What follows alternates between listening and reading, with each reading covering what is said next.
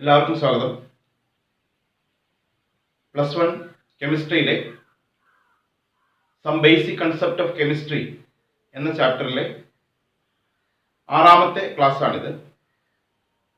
അപ്പോൾ ഇതുവരെ നമ്മൾ മനസ്സിലാക്കിയിരിക്കുന്ന കാര്യങ്ങൾ ലോസ് ഓഫ് കെമിക്കൽ കോമ്പിനേഷനെ പറ്റി, മോൾ concept, relative molecular mass, relative atomic mass, gram molecular mass, gram atomic mass, പിന്നെ STPയുടെ 22.4 ലിറ്ററും 1 മോളും തമ്മിലുള്ള റിലേഷൻ, പിന്നെ അതുപോലെ എംപിരിക്കൽ ഫോർമുല, മോളിക്കുലാർ ഫോർമുല, പിന്നെ അവസാനമായി കോൺസെൻട്രേഷൻ ഓഫ് സൊല്യൂഷൻ കണ്ടുപിടിക്കാനുള്ള മൊളാലിറ്റി, മോൾ ഫ്രാക്ഷൻ പോലുള്ള ടേമുകളെ പറ്റി മനസ്സിലാക്കി. ഇപ്പൊ ഇന്ന് നമ്മൾ പറയാൻ ഉദ്ദേശിക്കുന്നത് നമ്മുടെ കെമിക്കൽ ഇക്വേഷൻ ബേസ് ചെയ്യുന്ന ചില കാൽക്കുലേഷനെ പറ്റിയാണ്. അതായത് ഒരു ബാലൻസ്ഡ് കെമിക്കൽ ഇക്വേഷനെ ബേസ് ചെയ്തുണ്ടാക്കുന്ന ചില കാൽക്കുലേഷൻ.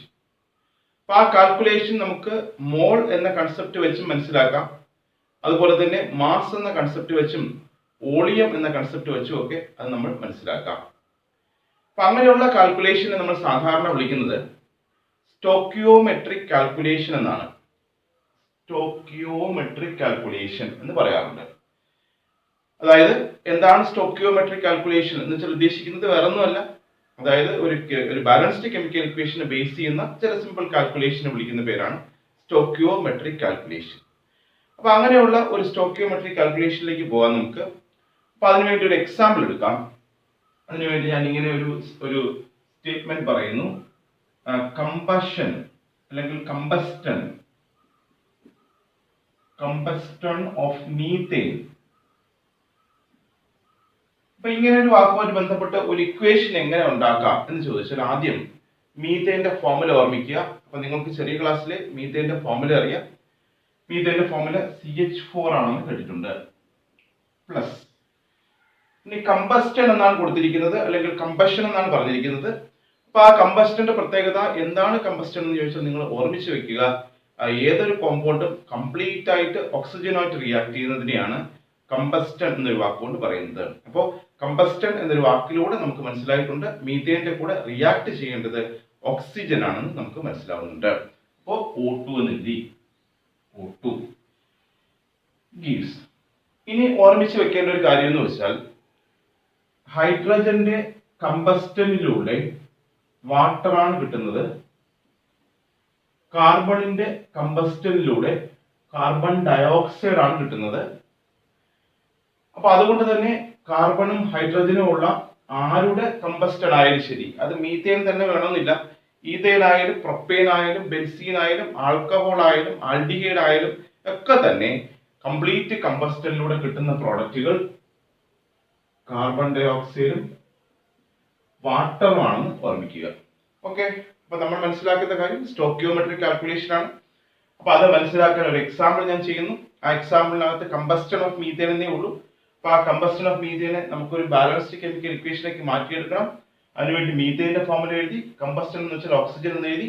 ഇനി ഞാൻ പറഞ്ഞു കാർബണും ഹൈഡ്രജനും ഉള്ള ആരായാലും ശരി, അതിപ്പോ ആൽക്കഹോൾ ആയിക്കോട്ടെ, CH3OH ആയിക്കോട്ടെ, അല്ലെങ്കിൽ ബെൻസീൻ ആയിക്കോട്ടെ, എന്ത് തന്നെ കോമ്പൗണ്ട് ആയാലും ശരി, കംപ്ലീറ്റ് കമ്പസ്റ്റനിലൂടെ കിട്ടുന്നത് രണ്ട് പ്രോഡക്റ്റുകളും കാർബൺ ഡൈ ഓക്സൈഡും വാട്ടറും. ഓക്കെ, അപ്പൊ എങ്കിൽ ഞാൻ ഇവിടുത്തെ പ്രോഡക്റ്റ് എഴുതുന്നു. ഇവിടെ കാർബൺ ഡൈ ഓക്സൈഡും വാട്ടറും എഴുതാം. ഇനി അടുത്ത ജോലി ഇക്വേഷൻ ബാലൻസ് ചെയ്യുക എന്നുള്ളതാണ്. ഇക്വേഷൻ ബാലൻസ് ചെയ്യുക. കാർബൺ ഓക്കെ 1, ഹൈഡ്രജൻ 4 ആയതുകൊണ്ട് 2 എന്ന് കൊടുക്കാം, ഓക്സിജൻ 2, 2, 4 ഇവിടെ 2. ഓക്കെ, അപ്പോ കംപ്ലീറ്റ് കമ്പസ്റ്റൺ ഓഫ് മീത്തേന്റെ ഒരു ബാലൻസ്ഡ് കെമിക്കൽ ഇക്വേഷൻ നമ്മൾ ഉണ്ടാക്കിയെടുത്തു. ഇനി ഇതിനെ ബേസ് ചെയ്താണ് നമ്മൾ സ്റ്റോക്കിയോമെട്രിക് കാൽക്കുലേഷൻ മനസ്സിലാക്കാൻ പോകുന്നത്. അപ്പൊ അതിനുവേണ്ടി നമുക്ക് ഇങ്ങനെ പരിശോധിക്കാം. മീത്തേൻ ആദ്യം മോൾ എന്ന വാക്കുമായിട്ട് ബന്ധപ്പെടുത്തി മനസ്സിലാക്കാം. മീത്തേൻ ഇവിടെ 1 മോൾ ഉണ്ട്, 1 mole. Oxygen 2 moles. Carbon dioxide 1 moles. Water 2 moles. Okay, അപ്പൊ നമുക്ക് ഈ ബാലൻസ്ഡ് കെമിക്കൽ ഇക്വേഷനിലൂടെ മനസ്സിലായ കാര്യം 1 മോൾ മീത്തേൻ 2 മോൾസ് ഓക്സിജനുമായിട്ട് കമ്പൈൻ ചെയ്തിട്ട് 1 mole carbon dioxide 2 moles വാട്ടറും ഉണ്ടായി. ഓക്കെ, അത് മനസ്സിലായി. അപ്പൊ തിരിച്ച് നിങ്ങളുടെ ഒരു ചോദ്യം ചോദിക്കാം, 2 മോൾസ് വാട്ടർ ഉണ്ടാക്കണമെങ്കിൽ എത്ര മോൾ മീഥേൻ കമ്പഷനിൽ വരണം? ഓക്കെ, അപ്പൊ എങ്കിൽ നിങ്ങൾക്ക് ചിന്തിക്കാം, 2 മോൾസ് വാട്ടർ ഉണ്ടാക്കണമെങ്കിൽ എത്ര മോൾ മീഥേൻ വേണം? 1 മോൾ മീഥേൻ വേണം. ഇനി വേറൊരു ചോദ്യം ചോദിക്കാം, 1 മോൾ മീഥേൻ 2 മോൾസ് ഓക്സിജനായിട്ട് കമ്പൈൻ ചെയ്താൽ എത്ര മോൾ കാർബൺ ഡൈ ഓക്സൈഡ് ഉണ്ടാക്കും എന്ന് ചോദിച്ചാൽ അവിടെ നിങ്ങളുടെ ഉത്തരം 1 മോൾ മീഥേൻ 2 മോൾസ് ഓക്സിജനായിട്ട് കമ്പൈൻ ചെയ്താൽ അവിടെ 1 മോൾ കാർബൺ ഡൈ ഓക്സൈഡ് ആണ് പ്രോഡക്റ്റ് ആയിട്ട് വരുന്നതെന്ന് പറയണം. ഇതൊക്കെ തന്നെയാണ് സ്റ്റോക്കിയോമെട്രിക് കാൽക്കുലേഷൻ എന്നൊരു വാക്കുകൊണ്ട് ഉദ്ദേശിക്കുന്നത്. ഇനി അടുത്ത ചോദ്യം, 1 മോൾ കാർബൺ ഡൈ ഓക്സൈഡ് ഉണ്ടാക്കണമെങ്കിൽ എത്ര മോൾ മീഥേൻ കമ്പഷനിൽ വരണം? അപ്പൊ നമുക്കറിയാം 1 മോൾ കാർബൺ ഡൈ ഓക്സൈഡ് ഉണ്ടാക്കണമെങ്കിൽ അവിടെ 1 മോൾ മീഥേൻ കമ്പഷനിൽ വരണം. അപ്പൊ ഇത് സ്റ്റോക്കിയോമെട്രിക് കാൽക്കുലേഷന്റെ പേരിൽ മനസ്സിലാക്കാം. ഇനി ഇതിനെ ബേസ് ചെയ്ത് തന്നെ ഇതിന്റെ ഇരട്ടി എടുത്തു എന്ന് വെച്ചോ, 2 മോൾസ് മീഥേൻ, ഇതിന്റെ ഇരട്ടി 4 മോൾസ്, ഇതിന്റെ ഇരട്ടി 2 മോൾസ്, ഇതിന്റെ ഇരട്ടി 4 മോൾസ്. ഓക്കെ, അപ്പൊ അങ്ങനെ ഒരു ചോദ്യം ചോദിച്ചാൽ 4 മോൾ വാട്ടർ പ്രൊഡ്യൂസ് ചെയ്യണമെങ്കിൽ എത്ര മോൾ മീഥേൻ വേണം എന്ന് ചോദിച്ചാൽ 4 മോൾ വാട്ടർ പ്രൊഡ്യൂസ് ചെയ്യണമെങ്കിൽ നമുക്ക് മനസ്സിലാവുന്നുണ്ട് 2 മോൾസ് മീഥേൻ റിയാക്ട് ചെയ്യണം. അടുത്ത ചോദ്യം, 2 മോൾസ് കാർബൺ ഡൈ ഓക്സൈഡ് ഉണ്ടാക്കണമെങ്കിൽ എത്ര മോൾ മീഥേൻ വേണം? 2 മോൾസ് കാർബൺ ഡൈ ഓക്സൈഡ് ഉണ്ടാക്കണമെങ്കിൽ 2 മോൾസ് മീഥേൻ ആവശ്യമുണ്ട്. 2 മോൾസ് കാർബൺ ഡൈ ഓക്സൈഡ് ഉണ്ടാക്കണമെങ്കിൽ എത്ര മോൾസ് ഓക്സിജൻ ആവശ്യമുണ്ട്? 2 മോൾസ് കാർബൺ ഡൈ ഓക്സൈഡ് ഉണ്ടാക്കണമെങ്കിൽ 4 മോൾ ഓക്സിജൻ ആവശ്യമുണ്ട് നമുക്ക് മനസ്സിലാവുന്നുണ്ട്. ഓക്കെ, അപ്പൊ ഇതുപോലുള്ള കാൽക്കുലേഷൻ നമുക്ക് ചോദിക്കും. അപ്പൊ എപ്പോഴും ശരി, ഒരു ബാലൻസ്ഡ് കെമിക്കൽ ഇക്വേഷൻ എഴുതി അതിനെ ഇതുപോലെ തന്നെ അറേഞ്ച് ചെയ്ത് സാധാരണ രീതിയിൽ ചിന്തിച്ചാൽ നമുക്ക് അതിന്റെ എല്ലാം ഉത്തരം കിട്ടുമെന്ന് നമുക്ക് ഓർമ്മിച്ചു വേണം. ഓക്കെ, അപ്പൊ ഞാൻ പറഞ്ഞു മോൾ ബേസ് ചെയ്ത് ഇതുപോലത്തെ കാൽക്കുലേഷൻ ചെയ്യാറുണ്ടെന്ന് ഓർമ്മിക്കുക. ഇനി ഇതേ കാര്യം തന്നെ, ഈ മോൾ തന്നെയാണ് വോളിയം എന്നും സാധാരണ പറയുന്നത്. അപ്പോൾ 2 മോൾ എന്ന് പറയുന്നതിന് പകരം 2 ലിറ്റർ എന്ന് ഞാൻ ഉപയോഗിച്ചാൽ ലിറ്റർ ഇങ്ങനെ. അപ്പൊ മോൾ എന്ന കൺസെപ്റ്റ് തന്നെയാണ് അവിടെ വോളിയം എന്ന കൺസെപ്റ്റിന് വരുന്നത്. 1 litre methane 2 litre oxygen combine ചെയ്തിട്ട് 1 litre carbon dioxide 2 litre വാട്ടറും ഉണ്ടായെന്ന് മനസ്സിലാക്കാം. അപ്പൊ ഞാൻ പറഞ്ഞു സ്റ്റോക്കിയോമെട്രിക് കാൽക്കുലേഷനെ നമ്മൾ സാധാരണ മോൾ എന്ന കൺസെപ്റ്റിൽ പറയുന്നു, അതേ കാര്യം തന്നെയാണ് നമ്മൾ സാധാരണ വോളിയം എന്ന കൺസെപ്റ്റിലും പറയുന്നതെന്ന് ഓർക്കുക. ഓക്കെ, അപ്പൊ ഇനി ഇതിനെ തന്നെ മാസുമായിട്ട് റിലേറ്റ് ചെയ്ത് നമുക്കൊന്ന് കണ്ടു നോക്കാം.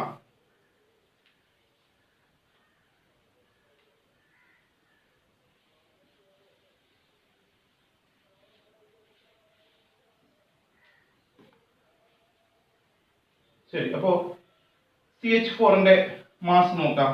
CH4 carbon 12 plus hydrogen 4 16. അപ്പൊ ഈക്വേഷൻ അനുസരിച്ച് 16 ഗ്രാം മീഥേൻ. ഇനി ഓക്സിജന്റെ കാര്യം, O2 എന്ന് പറയുമ്പോൾ തന്നെ 16 ഗുണം 2 32, പക്ഷെ 2O2 ആണ്, അപ്പൊ 64. കാർബൺ ഡൈ ഓക്സൈഡ് ഇതുപോലെ CO2 12 പ്ലസ് 16 ഗുണം 2 32, അപ്പൊ 44. Water H2O 18 2H2O 36. ഓക്കെ, അപ്പൊ മോൾ വച്ചും അതുപോലെ തന്നെ വോളിയം വെച്ചും മനസ്സിലാക്കുന്ന കാര്യം നമ്മൾ കണ്ടു കഴിഞ്ഞു.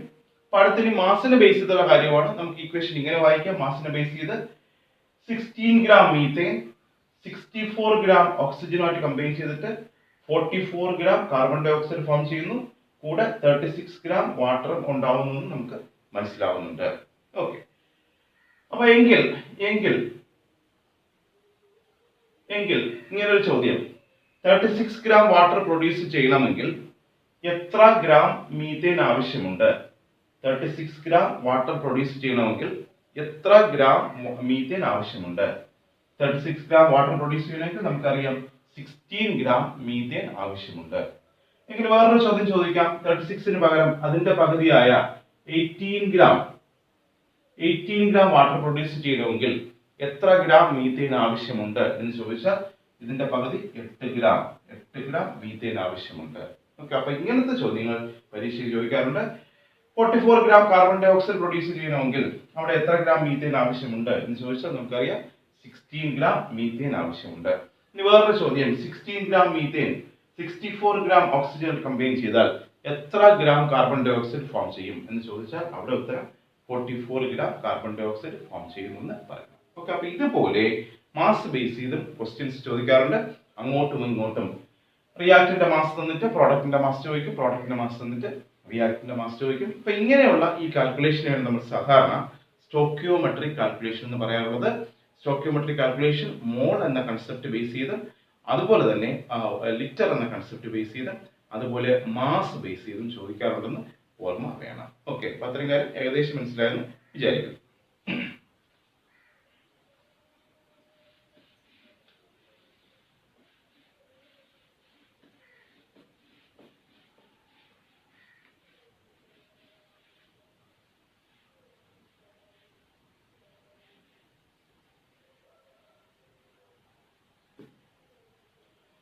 അടുത്ത വേറൊരു ഇക്വേഷൻ എഴുതി നോക്കാം.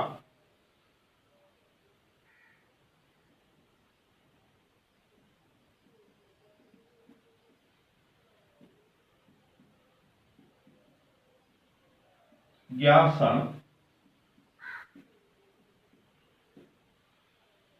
N2 plus 3H2 gives 2NH3. അമോണിയയുടെ പ്രിപ്പറേഷന്റെ ഇക്വേഷൻ ആണ്. നേരത്തെ എഴുതിയതുപോലെ നമുക്ക് മോൾ എന്ന കൺസെപ്റ്റ് വെച്ച് എഴുതി നോക്കാം.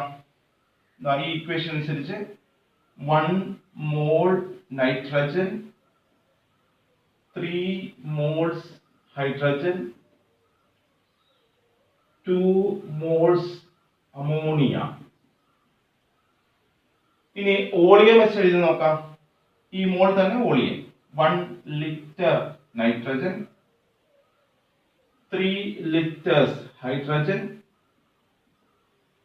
2 liters ammonia. ഓക്കെ, ഇനി മാസ് വെച്ച് എഴുതി നോക്കാം. നമുക്ക് ആലോചിക്കാം. നൈട്രജൻ അറ്റോമിക് മാസ് 14, അപ്പൊ N2 ആകുമ്പോഴത്തേക്ക് 28, അപ്പൊ അതനുസരിച്ച് 28 ഗ്രാം നൈട്രജൻ. ഹൈഡ്രജൻ ഒരാൾക്ക് 1 ആണ്, H2 ആകുമ്പോൾ 2, 3 ഗുണം 2 6 ഗ്രാം ഹൈഡ്രജൻ. NH3 ആകുമ്പോൾ ഇത് 14 പ്ലസ് ഹൈഡ്രജൻ 3, അപ്പോൾ 17. 2NH3 17 ഗുണം 2 34. ഓക്കെ, അപ്പൊ നമ്മൾ നേരത്തെ പറഞ്ഞതുപോലെ ഈ ഇക്വേഷൻ ഇങ്ങനെയൊക്കെ വായിച്ചു. 1 മോൾ നൈട്രജൻ 3 മോൾസ് ഹൈഡ്രജനുമായിട്ട് കമ്പൈൻ ചെയ്തിട്ട് 2 മോൾസ് അമോണിയ ഉണ്ടായി. അടുത്ത 1 ലിറ്റർ നൈട്രജൻ 3 ലിറ്റേഴ്സ് ഹൈഡ്രജനുമായിട്ട് കമ്പൈൻ ചെയ്തിട്ട് 2 ലിറ്റേഴ്സ് അമോണിയ ഉണ്ടായി. അത് തന്നെ നമ്മൾ മറ്റു രീതിയിൽ വായിച്ചു. 28 ഗ്രാം നൈട്രജൻ 6 ഗ്രാം ഹൈഡ്രജനുമായിട്ട് കമ്പൈൻ ചെയ്തിട്ട് 34 ഗ്രാം അമോണിയ ഉണ്ടായി. അപ്പൊ നേരത്തെ പറഞ്ഞതുപോലത്തെ സ്റ്റോക്കിയോമെട്രിക് കാൽക്കുലേഷനിൽ ഒരു ചോദ്യം ചോദിച്ചാൽ 34 ഗ്രാം അമോണിയ ഉണ്ടാക്കാൻ വേണ്ടി എത്ര ഗ്രാം നൈട്രജൻ ആവശ്യമുണ്ട്? നമ്മുടെ ഉത്തരം 28 ഗ്രാം നൈട്രജൻ ആവശ്യമുണ്ട്. 34ന്റെ പകുതി 17 ഗ്രാം അമോണിയ ഉണ്ടാക്കണമെങ്കിൽ എത്ര ഗ്രാം നൈട്രജൻ ആവശ്യമുണ്ട്? 17 ഗ്രാം അമോണിയ ഉണ്ടാക്കണമെങ്കിൽ ഇതിന്റെ പകുതിയായ 14 ഗ്രാം നൈട്രജൻ ആവശ്യമുണ്ട്. ഇനി 34 ഗ്രാം അമോണിയ ഉണ്ടാക്കണമെങ്കിൽ എത്ര ഗ്രാം ഹൈഡ്രജൻ ആവശ്യമുണ്ട്? 34 ഗ്രാം അമോണിയ ഉണ്ടാക്കാൻ വേണ്ടി 6 ഗ്രാം ഹൈഡ്രജൻ ആവശ്യമുണ്ട്. അപ്പൊ ഇങ്ങനത്തെ ചോദ്യങ്ങളൊക്കെ നമുക്ക് പ്രതീക്ഷിക്കാം. ഇനി മറ്റൊരു ചെറിയ കൺസെപ്റ്റ് കൂടെ നമുക്ക് പറയാം. അതായത് ഇപ്പൊ ഞാനിപ്പോ റിയാക്ഷൻ നടത്തുന്ന സമയത്ത് ആ ടെസ്റ്റ് ട്യൂബിൽ നൈട്രജനും ഹൈഡ്രജനുമാണ് കൊടുക്കുന്നത്. ആ ടെസ്റ്റ് ട്യൂബിൽ ഞാൻ 1 ലിറ്റർ നൈട്രജനും 3 ലിറ്റേഴ്സ് ഹൈഡ്രജനും ഇട്ടാൽ സ്വാഭാവികമായിട്ട് നമുക്കറിയാം അവിടെ 2 ലിറ്റേഴ്സ് അമോണിയ ഉണ്ടാവും. ശരി, ഇനിയെങ്കിൽ ഞാൻ 2 ലിറ്റർ നൈട്രജന് എത്ര ലിറ്റർ ഹൈഡ്രജൻ ഇടണം? 1 ലിറ്റർ നൈട്രജന് 3 ലിറ്റർ ഹൈഡ്രജൻ. അപ്പൊ 2 ലിറ്റർ നൈട്രജന് ശരി 6 ലിറ്റേഴ്സ് ഹൈഡ്രജൻ ആവശ്യമുണ്ട്. ഓക്കെ, എന്നാൽ 3 ലിറ്റർ നൈട്രജന് 9 ലിറ്റേഴ്സ് ഹൈഡ്രജൻ ആവശ്യമുണ്ട്. എന്നാൽ 4 ലിറ്റർ നൈട്രജന് 12 ലിറ്റേഴ്സ് ഹൈഡ്രജൻ ആവശ്യമുണ്ട്. 4 ലിറ്റേഴ്സ് നൈട്രജന് 12 ലിറ്റേഴ്സ് ഹൈഡ്രജൻ ആവശ്യമുണ്ട്. അപ്പൊ അത്രയും കാര്യം നമുക്ക് മനസ്സിലായല്ലോ. ഒന്നുകൂടെ ഓർമ്മിക്കാം. 1 ലിറ്റർ നൈട്രജന് 3 ലിറ്റേഴ്സ് ഹൈഡ്രജൻ ആവശ്യമുണ്ട്. ശരി. എങ്കിൽ 2 ലിറ്റർ നൈട്രജന് 6 ലിറ്റർ ഹൈഡ്രജൻ ആവശ്യമുണ്ട്. എങ്കിൽ 3 ലിറ്റർ നൈട്രജന് 9 ലിറ്റർ ഹൈഡ്രജൻ ആവശ്യമുണ്ട്. 4 ലിറ്റർ നൈട്രജന് 12 ലിറ്റർ ഹൈഡ്രജൻ ആവശ്യമുണ്ട്. ഓക്കെ. അപ്പൊ എന്നാൽ ഈ ടെസ്റ്റ് ട്യൂബിൽ ഞാൻ 5 ലിറ്റർ നൈട്രജൻ കൊടുത്തു എന്ന് വെച്ചോ. ഓക്കെ.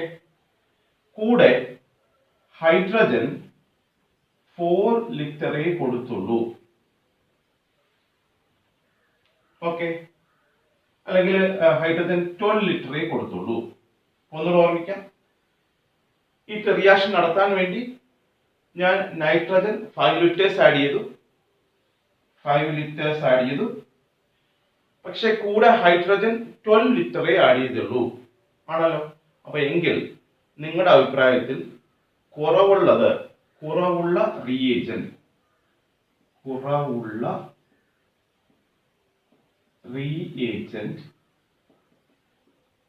ഇവിടെ ആരാണ്? കുറവുള്ള റിയേജന്റ് ഇവിടെ ആരാണ്? ഒന്നുകൂടെ ഞാൻ ചോദ്യം ചോദിക്കാം. നമുക്ക് കാര്യങ്ങൾ അറിയാം. പക്ഷെ ഞാൻ റിയാക്ഷൻ നടത്താൻ വേണ്ടി 5 ലിറ്റേഴ്സ് നൈട്രജൻ ഇട്ടു. പക്ഷെ ഹൈഡ്രജൻ ഇട്ടിട്ടുള്ളത് 12 ലിറ്റേഴ്സേ ഇട്ടുള്ളൂ. എങ്കിൽ കുറവുള്ളത് ആരാണ് എന്ന് ചോദിച്ചാൽ നിങ്ങളുടെ ഉത്തരം നമുക്കറിയാം. 5 ലിറ്റർ നൈട്രജന് ശരിക്കും പറഞ്ഞാൽ 15 ലിറ്റർ ഹൈഡ്രജൻ വേണ്ടതാണ്. ഓക്കെ. പക്ഷെ ഞാൻ കൊടുത്തിരിക്കുന്നത് എത്രയേ ഉള്ളൂ? 12 ലിറ്ററേ കൊടുത്തിട്ടുള്ളൂ. അപ്പൊ അതുകൊണ്ട് തന്നെ സ്വാഭാവികമായിട്ടും അവിടെ കുറവുണ്ട്. ആരുടെ കുറവുണ്ട്? ഹൈഡ്രജന്റെ കുറവുണ്ട്. എത്ര ലിറ്ററിന്റെ കുറവുണ്ട്? 3 ലിറ്ററിന്റെ കുറവുണ്ട്. അപ്പൊ എങ്കിൽ ആ കുറവുള്ള റിയേജന്റ് ഹൈഡ്രജൻ ആണെന്ന് നമുക്ക് ഇവിടെ മനസ്സിലായി. ഓക്കെ. ഞാൻ വേറൊരു ചോദ്യം ചോദിച്ചു നോക്കാം. ഇതുപോലെ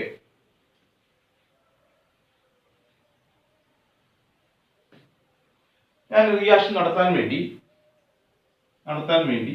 4 ലിറ്റർ നൈട്രജനും 15 ലിറ്റർ ഹൈഡ്രജനും ആഡ് ചെയ്തു എന്ന് വെച്ചോ. എങ്കിൽ കുറവുള്ള റിയേജന്റ് ആരാണ്? നമുക്ക് പരിശോധിക്കാം. നമുക്കറിയാം 4 ലിറ്റർ നൈട്രജന് 12 ലിറ്റർ ഹൈഡ്രജൻ മതി. ഓക്കെ. പക്ഷെ ഹൈഡ്രജന്റെ എമൗണ്ട് ഞാൻ കൊടുത്തിരിക്കുന്നത് 15 ആണ്. അപ്പൊ ഹൈഡ്രജന്റെ എമൗണ്ട് കൂടുതലുണ്ട്. ആ കൂടുതലുള്ള ഹൈഡ്രജനുമായിട്ട് റിയാക്ട് ചെയ്യാൻ ഉള്ള നൈട്രജന്റെ കുറവുണ്ട്. നമുക്കറിയാം 15 ലിറ്റർ ഹൈഡ്രജൻ കൊടുത്താൽ അവിടെ 5 ലിറ്റർ നൈട്രജൻ വരെ റിയാക്ട് ചെയ്യാം. പക്ഷെ ഇവിടെ എത്രയേ കൊടുത്തിട്ടുള്ളൂ? 4 ലിറ്ററേ കൊടുത്തിട്ടുള്ളൂ. അപ്പൊ അതുകൊണ്ട് തന്നെ സ്വാഭാവികമായിട്ടും അവിടെ കുറവുള്ളത് നൈട്രജന്റെ കുറവാണ്. 1 ലിറ്റർ നൈട്രജന്റെ കുറവാണെന്ന് ഓർമ്മിച്ചു വേണം. സോ എങ്കിൽ അവിടെ കുറവുള്ള റിയേജന്റ് ആരാണ് എന്ന് ചോദിച്ചാൽ നമ്മുടെ ഉത്തരം നൈട്രജൻ ആണെന്ന് നമ്മുടെ ഉത്തരം. ഓക്കെ. ഒന്നുകൂടെ പ്രാക്ടീസ് ചെയ്ത് നോക്കാം. ഇതേ ക്വസ്റ്റ്യനിൽ തന്നെ ഞാൻ 3 ലിറ്റർ നൈട്രജനും 10 ലിറ്റർ ഹൈഡ്രജനും കൊടുത്തെന്ന് വെച്ചോ. എങ്കിൽ കുറവുള്ളത് ആരാണ്? ആലോചിക്കാം. 3 ലിറ്റർ നൈട്രജന് 9 ലിറ്റർ ഹൈഡ്രജൻ മതി. പക്ഷേ ഞാൻ ഇവിടെ കൊടുത്തിരിക്കുന്നത് 10 ലിറ്റർ ഹൈഡ്രജൻ ആണ്. അപ്പൊ അതായത് ഹൈഡ്രജന്റെ അളവ് കൂടുതലാണ്. അപ്പൊ അതുകൊണ്ട് തന്നെ അതിനു വേണ്ടി മാത്രം റിയാക്ട് ചെയ്യാൻ നൈട്രജൻ അവിടെ കുറവുണ്ട്. 9 ലിറ്ററിന് തന്നെ ഇവിടെ 3 ലിറ്റർ റിയാക്ട് ചെയ്യാം. പക്ഷെ ഇവിടെ 10 ലിറ്റർ കൊടുത്തിട്ടുള്ളത് കൊണ്ട് തന്നെ അതിനനുസരിച്ച് നൈട്രജൻ കുറവുണ്ട്. അതുകൊണ്ട് തന്നെ അവിടുത്തെ കുറവുള്ള റിയേജന്റ് നൈട്രജൻ ആണെന്ന് ഓർമ്മിക്കുക. അവിടെ കുറച്ച് കുറവുണ്ട്. കാരണം 9 ലിറ്ററിന് 3 ലിറ്റർ മതിയാവും. 10 ലിറ്റർ ഹൈഡ്രജൻ കൊടുത്തിട്ടുണ്ട്. അതിനാവശ്യമായി റിയാക്ട് ചെയ്യാൻ നൈട്രജന്റെ എമൗണ്ട് അവിടെ ഇല്ല. ആ നൈട്രജൻ കംപ്ലീറ്റ് ആയിട്ട് കൺസ്യൂം ചെയ്ത് പോയി. അപ്പൊ എങ്കിൽ ഈ കംപ്ലീറ്റ് ആയിട്ട് കൺസ്യൂം ചെയ്ത് പോകുന്ന അല്ലെങ്കിൽ ആ കുറവുള്ള ആ റിയേജന്റിനെ നമുക്ക് മലയാളത്തിൽ കുറവുള്ള റിയേജന്റ് എന്ന് പറയാം. ഇംഗ്ലീഷിൽ ആ കുറവുള്ള എന്ന് പറയുന്നതിന് പകരം ലിമിറ്റിംഗ്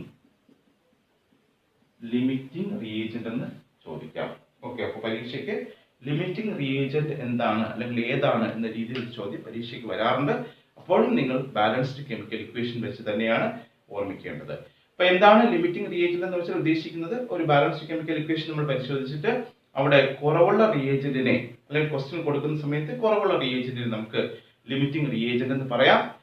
ഇനി അല്ലെങ്കിൽ മറ്റൊരു രീതിയിൽ പറയാം, അത് കംപ്ലീറ്റ് ആയിട്ട് ഉപയോഗിച്ച് കഴിയുന്ന കംപ്ലീറ്റ് കൺസംഷൻ നടക്കുന്ന, കംപ്ലീറ്റ് ആയിട്ട് ഉപയോഗിച്ച് കഴിയുന്ന റിയേജന്റിനെയും നമുക്ക് ലിമിറ്റിംഗ് റിയേജന്റ് എന്ന് പറയാമെന്ന് ഓർമ്മിക്കുക. ഓക്കെ, അപ്പോൾ ഇന്നത്തെ ക്ലാസ്സിൽ നമ്മൾ ഉദ്ദേശിച്ചത് ഇതുപോലത്തെ കാൽക്കുലേഷൻ ആണ്. സ്റ്റോക്കിയോമെട്രിക് കാൽക്കുലേഷൻ എന്ന പേരിൽ ആ കാൽക്കുലേഷനും അതിന്റെ കൂടെ ലിമിറ്റ് റിയേജന്റ് എന്നൊരു കൺസെപ്റ്റ് നമ്മൾ പറഞ്ഞു. ബാക്കി ഇതുമായിട്ട് ബന്ധപ്പെട്ട കാര്യങ്ങൾ നമുക്ക് അടുത്ത ക്ലാസ്സിൽ പറയാം.